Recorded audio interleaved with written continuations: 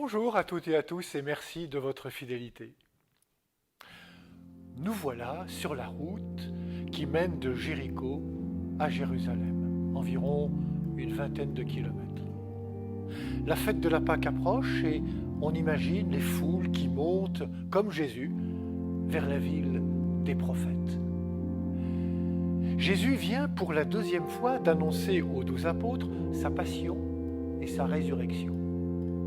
Et l'Évangile nous dit qu'ils n'y comprirent rien et que cette parole de Jésus leur demeurait voilée. Ils sont comme aveuglés.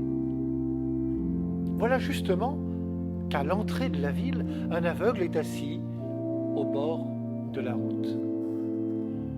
Personne ne prête attention à ce clochard. La foule entoure Jésus de toutes parts. Pourtant,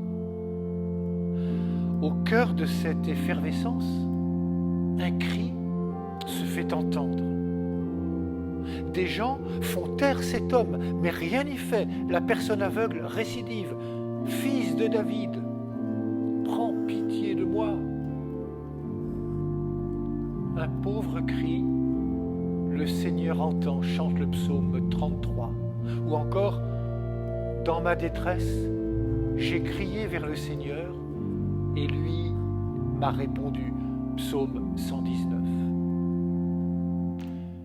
Il a raison de prendre la parole, ce pauvre aveugle du bord du chemin, d'autant que cette parole est un cri de foi, comme une reconnaissance de Jésus qui passe. Alors Jésus s'arrête. Il fait en sorte que ceux qui faisaient obstacle soient ceux qui vont trouver la personne aveugle pour l'amener vers Jésus. Et c'est la rencontre de personne à personne. Jésus entre en dialogue, il s'intéresse à cet homme, à son histoire, à son parcours. La foule disparaît, on ne voit plus que Jésus et l'aveugle. Que veux-tu que je fasse pour toi?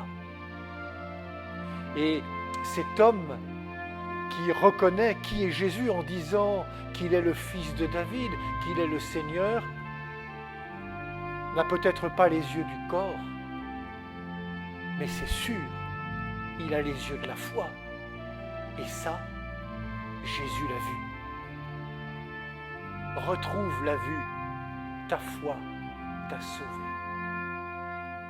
Cette foi vient d'un homme pauvre, porteur de handicap, considéré comme pécheur, marginalisé sur le bord de la route.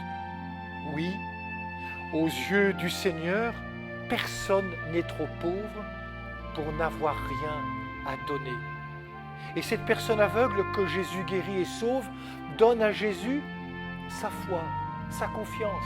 Et l'Évangile semble présager qu'il devient son disciple quand il dit « Il suivait Jésus en rendant gloire à Dieu. » Frères et sœurs, ne sommes-nous pas tous des aveugles dans l'attente de voir et de comprendre qui est vraiment Dieu et quel est son projet pour toutes ces créatures?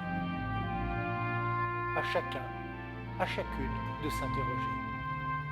Bonne journée à toutes et à tous et surtout, prenez bien soin de vous.